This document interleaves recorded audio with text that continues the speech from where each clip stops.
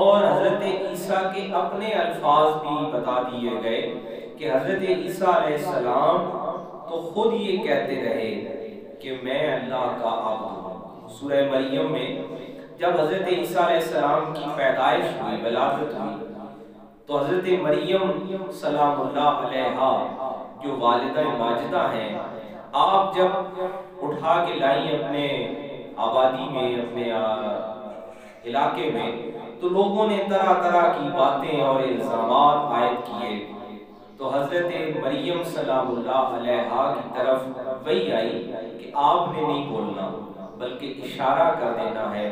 قرآن مجید سورہ مریم میں الفاظ ہیں کہ فَأَشَارَتْ إِلَيْهِ، کہ انہوں نے اشارہ کیا کہ یہ جو گود میں اٹھایا ہوا ہے یہی جواب دے گا، یہی تمہارے تمام الزامات کا جواب تمہیں دے گا، بنی اسرائیل کو۔ تو وہاں پہ حضرت مریم نے جب اشارہ کیا تو حضرت عیسیٰ علیہ السلام نے جواب دیا تھا قال انی عبد اللہ آتانی الکتاب وجعلنی نبیا، کہ مجھے اللہ تعالیٰ نے کتاب دے کر نبی بنا کر بھیجا ہے اور میں اللہ کا عبد ہوں، بندہ ہوں۔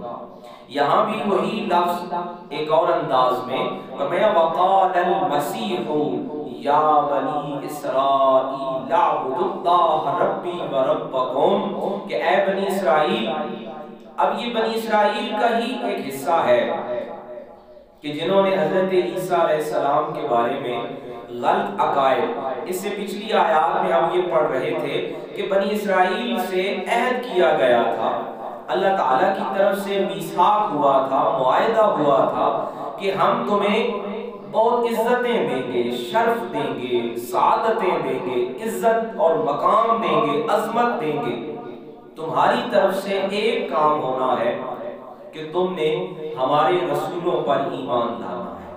گویا عزت، عظمت، سعادت، شرف، مقام، مرتبہ، یہ سب اللہ کی طرف سے مشروط ہے ایک شرط کے ساتھ، اور وہ شرط کیا ہے کہ اللہ کی طرف سے جو نبی آئے اس نبی پر ایمان لانا، اس کی پیروی کرنا۔ قرآن مجید میں ہمارے لیے جو امت مصطفیٰ ہیں، امام الانبیاء، خاتم الانبیاء، سید المرسلین، خاتم النبیین صلی اللہ تعالی علیہ وآلہ وسلم کی امت ہے، ان کے لیے جو قرآن مجید نے ارشاد فرمایا کہ اگر تم یہ چاہتے ہو قل ان کنتم تحبون اللہ، اگر تم یہ چاہتے ہو کہ تم محب بن جاؤ اور محبوب بن جاؤ، محبت کے مرتبے پر فائز ہو جاؤ، فاتبعونی، پھر تم کیا کرو کہ تم نبی رحمت، ختمی مرتبت، امام الانبیاء صلی اللہ تعالی علیہ وآلہ وسلم کی پیروی کرنا شروع کر دو۔ یہاں پہ ان کا احوال کس طرح سنایا کہ انہوں نے بارگاہ الہ میں جو خرابیاں کی، بارگاہ الہ میں جو غلطیاں کی، توحید کے چیپٹر میں، توحید کے باب میں جو غلطیاں کی، وہ غلطیاں دراصل بارگاہ رسالت سے ہی وابستہ تھی۔ انہوں نے کیا کیا کہ اس سے جو پچھلی آیات آپ نے پڑھی، بتایا گیا کہ انہوں نے رسولوں کا قتل کیا۔ فرمایا کلما جاءہم رسول بما لا تہوی انفسہم، بنی اسرائیل سے وعدہ تھا، اللہ کا معاہدہ ہوا تھا کہ ہم پوری دنیا پہ تمہیں حکومت دیں گے، پوری دنیا پہ تمہیں عزت دیں گے، تمہیں ہم مرتبہ، منصب، ہر نعمت تمہیں عطا کریں گے، تمہارے ذمہ کام ایک ہے کہ ہمارے رسول جب آئیں تم نے ہمارے رسولوں کی پیروی کرنی ہے، ہمارے رسولوں کی پیروی کر کے، ان سے محبت کر کے ان کے راستے پر چلنا ہے۔ اب ان کا احوال سنیے اور یہی ہمارے لیے سبق ہے۔ فرمایا انہوں نے کیا کیا، بما لا تہوی انفسہم، جب رسول آئے اللہ کے معاہدے کے مطابق تو انہوں نے رسولوں کی وہ بات جو ان کی مرضی کے مطابق تھی وہ پکڑ لی، وہ اپنا لی، جو ان کے من کے خلاف تھی وہ چھوڑ دی۔ اب یہی بات ہمارے لیے بھی قرآن مجید نے بتائی کہ تمہارا اگر یہ دعویٰ ہے کہ تم اللہ سے محبت کرنے والے ہو، تم اللہ کی محبت کو پانا چاہتے ہو، تو کیا کرو؟ فَاتَّبِعُونِي، اللہ کے رسول کی پیروی کرو. اور اللہ کے رسول کی پیروی سے ہٹ کر کوئی محبت کا دعویٰ نہیں کر سکتا، کوئی محب ہونے کا دعویٰ نہیں کر سکتا. اور دوسری بات فرمایا کہ وہ ایک تو نبی کی ساری باتیں نہیں مانتے تھے، بلکہ رسولوں نے جو باتیں بتائیں، جو احکام بتائے، اس میں سے جو باتیں اپنے من کو پسند آ گئی ان پہ عمل کیا، اور جو من کے خلاف تھی ان کو چھوڑ دیا. اب اس میں ایک بات آپ نے ذہن نشین کرنی ہے، اور یہاں انہوں نے کیا کیا؟ یہ معاملہ ہو رہا تھا حضرت عیسیٰ سے پہلے، اور وہ کیا کر رہے تھے؟ فَرِيقًا كَذَّبُوا وَفَرِيقًا يَقْتُلُونَ، نبیوں کو جھٹلا بھی رہے تھے، انکار بھی کر رہے تھے، اور بعض اوقات نبیوں کا قتل بھی کر رہے تھے. بنی اسرائیل نے بہت سارے انبیاء کا قتل بھی کیا. اب جب حضرت عیسیٰ ابن مریم علیہ السلام کو اللہ نے نبوت سے نواز کر بھیج دیا اور حضرت عیسیٰ علیہ السلام تشریف لے آئے، تو حضرت عیسیٰ علیہ السلام کے ساتھ معاملہ انہوں نے کیا کیا؟ اب انہوں نے کہنا شروع کر دیا قالوا ان اللہ هو المسیح ابن مریم، کہ یہ مسیح ابن مریم یہی اللہ ہے. معاذ اللہ، استغفر اللہ. اب پہلے وہ نبیوں کو قتل کر رہے تھے، نبیوں کی بات ماننے سے انکار کر رہے تھے، اب دوسری راہ پہ چل پڑے. اب وہ حضرت مسیح علیہ السلام کو اللہ بنا رہے ہیں. معاذ اللہ، استغفر اللہ. فرمایا حضرت مسیح علیہ السلام نے ہرگز یہ نہیں کہا کہ میں اللہ ہوں. معاذ اللہ، استغفر اللہ، کہ میں جو ہے کوئی الہ کا. فرمایا وقال المسیح یا بنی اسرائیل اعبدوا اللہ ربی وربکم، بلکہ حضرت عیسیٰ علیہ السلام کے کوئی یہ الفاظ قرآن مجید نے بیان کر دیے کہ حضرت مسیح علیہ السلام تو یہ فرما رہے ہیں کہ میں اللہ کا عبد ہوں، اللہ کا بندہ ہوں، اور میرا اور تمہارا رب ایک ہی ہے. جو حضرت مسیح کا رب ہے، جو حضرت عیسیٰ کو پیدا کرنے والا ہے، وہ باقی ساری مخلوق کو پیدا کرنے والا ہے. فرمایا کہ حضرت عیسیٰ علیہ السلام تو اپنی زبان سے یہ کہہ رہے ہیں کہ میں اللہ کا بندہ ہوں، مخلوق ہوں، عبد ہوں، اور میرا رب الہ ہے. عزیز محترم، اب ان دونوں آیات کو ہم جب ملاتے ہیں تو ہمارے سامنے ایک منظر یہ آتا ہے کہ بنی اسرائیل پہلے رسولوں کی بات ماننے سے انکار کر رہے تھے، پہلے وہ رسولوں کی ساری باتیں نہیں مان رہے تھے، پہلے وہ رسولوں کا قتل بھی کر رہے تھے. اب دوسری سائڈ پہ انہوں نے کیا کیا؟ اب انہوں نے رسول کو الہ قرار دیا، اللہ قرار دے دیا. معاذ اللہ. اب یہ ہمارے لیے اس میں سبق کیا ہے؟ اسی آیت کا آخری حصہ دیکھیے. فرمایا وَمَا لِلظَّالِمِينَ مِنْ أَنصَارٍ، جو ظالم ہیں ان کا کوئی مددگار نہیں. اور قرآن مجید نے سورہ لقمان میں ارشاد فرمایا کہ ان الشرک لظلم عظیم، کہ بے شک سب سے بڑا ظلم شرک ہے. شرک جو ہے یہ ظلم عظیم ہے. اب یہ شرک جو ہے یہ دراصل بارگاہ رسالت کے عنوان میں ہو رہا تھا، رسالت کے چیپٹر میں ہو رہا تھا کہ پہلے انہوں نے رسولوں کی بات ماننے سے انکار کر رہے تھے، رسولوں کو قتل کر رہے تھے، اور اب انہوں نے رسول کو، حضرت مسیح علیہ السلام کو اللہ قرار دے دیا. معاذ اللہ.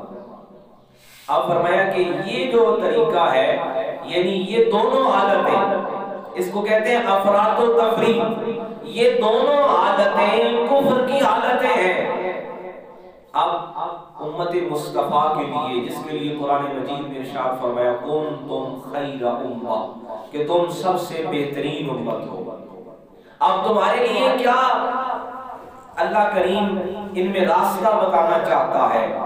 یہ احوال سنانے کا مقصد کیا ہے؟ پہلے یہ بتایا گیا کہ بنی اسرائیل سے میثاق ہوا تھا، معاہدہ ہوا تھا، اور ان سے یہ کہا گیا تھا کہ جب رسول آئیں تو تم نے رسولوں کی پیروی کرنی ہے، رسولوں کی بات کو ماننا ہے. لیکن انہوں نے رسولوں کی وہ بات مانی جو ان کے من کو پسند آئی، جو ان کے نفس پہ جو ہے گراں گزری، بھاری گزری، دشوار تھی، وہ انہوں نے چھوڑ دی۔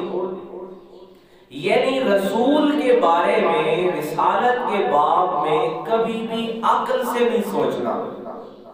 اب ان دونوں حالتوں کے درمیان حضرت مسیح علیہ السلام کی پیدائش، کیونکہ دنیا میں سب سے منفرد پیدائش ہے، دنیا میں سب سے الگ پیدائش ہے، انہوں نے جب حضرت مسیح علیہ السلام کی یہ پیدائش دیکھی، اور جس طرح قرآن مجید نے ہمیں بتایا کہ حضرت عیسیٰ ابن مریم کو اللہ تعالیٰ نے معجزات عطا کیے، کمالات عطا کیے۔ کون سے معجزے عطا کیے؟ کہ وَأُبْرِئُ الْأَكْمَحَ وَالْأَبْرَصَ وَأُحْيِي الْمَوْتَى، کہ وہ پیدائشی اندھے کو، نابینے کو آنکھیں دیتے ہیں، اور جو برس کا جلد کا مریض ہے اس کو ہاتھ پھیرتے ہیں، اس کو شفا ہو جاتی ہے۔ وَأُحْيِي الْمَوْتَى، اور جو مردہ ہے اس کو زندگی دیتے ہیں۔ اب یہ سارے ان کے کمالات دیکھے نا بنی اسرائیل نے، پھر عقل سے سوچا۔ پہلے گزشتہ نبیوں کے بارے میں بھی عقل سے سوچ رہے تھے اور اپنے عقل سے فیصلہ کر رہے تھے کہ جو چیزیں ہمیں پسند آئیں، ہماری طبیعت کے مطابق ہیں، ہم ان کو مان لیں گے، اور جو طبیعت کے خلاف ہیں ان کو نہیں مانیں گے۔ قرآن مجید نے بتایا رسول بما لا تہوی انفسہم، رسولوں نے جب انہیں آیتیں سنائی نا تو انہوں نے ان میں سے جو ان کے نفس کے مطابق تھی، ان کی طبیعت کے مطابق تھی، اس کو مان لیا، اور جو طبیعت کے خلاف تھی اس کو چھوڑ دیا۔ اب یہ بات آپ نے ذہن نشین کرنی ہے کہ بنی اسرائیل کا ایک طریقہ یہ تھا کہ وہ رسول کی وہ بات مانتے جو ان کی طبیعت کو پسند آتا۔ اور دوسری بات سنیے، اب انہوں نے جب حضرت عیسیٰ علیہ السلام کی منفرد پیدائش دیکھی اور حضرت مسیح علیہ السلام کے پاس یہ کمالات دیکھے کہ یہ تو اندھے کو آنکھیں دے رہے ہیں، یہ مریض کو شفا دے رہے ہیں، یہ مردہ کو زندہ کر رہے ہیں، اور قرآن مجید کے الفاظ دیکھیے مختلف مقامات پہ، وَأُبْرِئُ الْأَكْمَحَ وَالْأَبْرَصَ وَأُحْيِي الْمَوْتَى بِإِذْنِ اللَّهِ۔ اب انہوں نے آگے یہ نہیں دیکھا کہ حضرت مسیح اگر آنکھیں دے رہے ہیں تو وہ ساتھ یہ بھی کہہ رہے ہیں کہ بِإِذْنِ اللَّهِ، یہ اللہ کی اذن سے ہے۔ اب انہوں نے دوبارہ اپنے عقل سے سوچا، دوبارہ اپنے عقل کا فیصلہ کیا، اور پھر انہوں نے کیا کہا؟ قرآن مجید نے ان کے الفاظ کو کہ وہ کہہ رہے ہیں قالوا ان اللہ هو المسیح ابن مریم۔ اب یہ لوگ کیا کہنے لگے اپنے عقل سے فیصلہ کر کے کہ اللہ تو یہی مسیح ابن مریم ہے، معاذ اللہ۔ یعنی نبوت کے بارے میں، رسالت کے بارے میں کبھی بھی عقل سے فیصلہ نہیں کرنا، اور یہی معاملہ مکہ میں بھی پیش آیا۔ ابو جہل یہ کہہ رہا تھا یہ میرا بھتیجا ہے، یہ میرے مرحوم بھائی کا بیٹا ہے، اس سے زیادہ کچھ نہیں ہے، اور حبشہ سے آنے والا بلال یہ کہہ رہا تھا یہ تو میرے آقا و مولا ہے، یہ تو محمد رسول اللہ ہے، یہ تو اللہ کے رسول ہیں۔ اور فارس سے آنے والا سلمان یہ کہہ رہا تھا کہ آپ اللہ کے رسول ہیں، میں نے تورات میں پڑھا ہے، میں نے زبور میں دیکھا ہے، میں نے انجیل میں دیکھا ہے کہ یہ تو اللہ کے رسول ہیں۔ اور ابو لہب تو یہ کہہ رہا تھا یہ تو ہمارے قبیلے کا ہی فرد ہے۔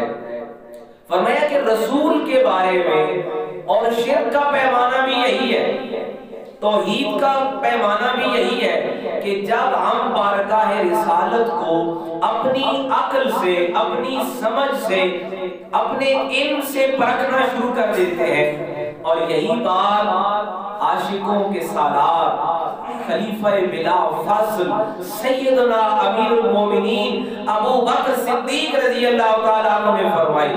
جب معراج کی صبح سرکار دو عالم نور مجسم واقعہ معراج سنا رہے تھے نا، تو مکے والے کہہ رہے تھے آج جا کے پوچھتے ہیں ابو بکر سے کہ آج وہ کیا کہے گا۔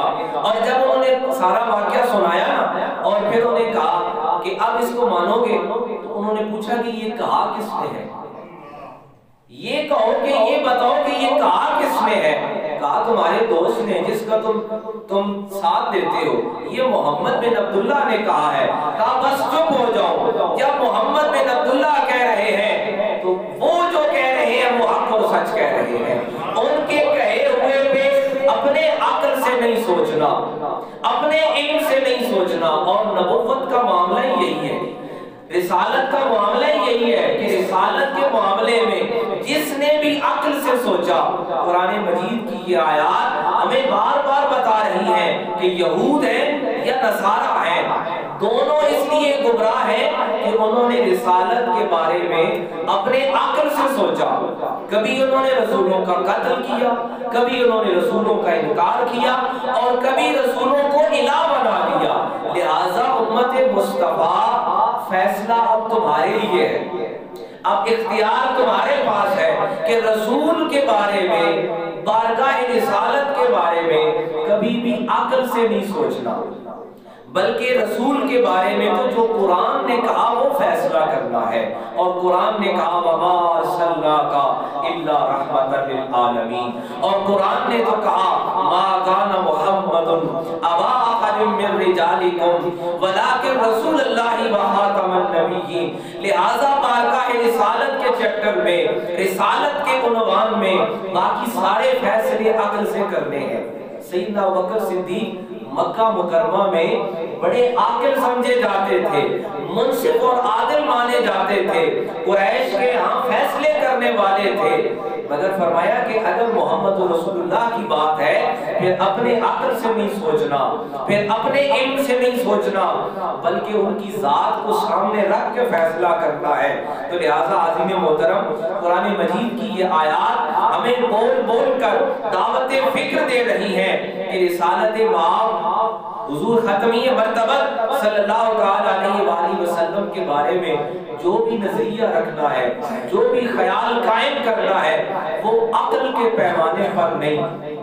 علامہ اقبال نے کہا کہ میرے مولا مجھے صاحب جنون کر، خرد کی گتھیاں سلجھا چکا میں، میرے مولا مجھے صاحب جنون کر، بارگاہ رسالت کے بارے میں سوچنا ہے تو سیدنا بلال کا نظریہ لانا ہے، بارگاہ رسالت کے بارے میں سوچنا ہے تو سیدنا سلمان کا عقیدہ لانا ہے۔ اور قرآن مجید نے یہ بھی بتا دیا وَمَا لِلظَّالِمِينَ مِنْ أَنصَارٍ، وہ یہ کہہ رہے ہیں نصارہ، ان کا نام اس لیے نصارہ، وہ کہتے ہیں کہ ہم مددگار ہیں، اور میں جو ظالم ہیں ان کے لیے کوئی مدد نہیں، یعنی اس کا دوسرا معنی یہ ہے کہ جو ظلم نہیں کرتے، عدل کرتے ہیں، رسالت کے بارے میں عدل سے فیصلہ کرتے ہیں، ان کے لیے رب نے اہل ایمان کو اور خود امام الانبیاء کو مددگار بنایا ہے۔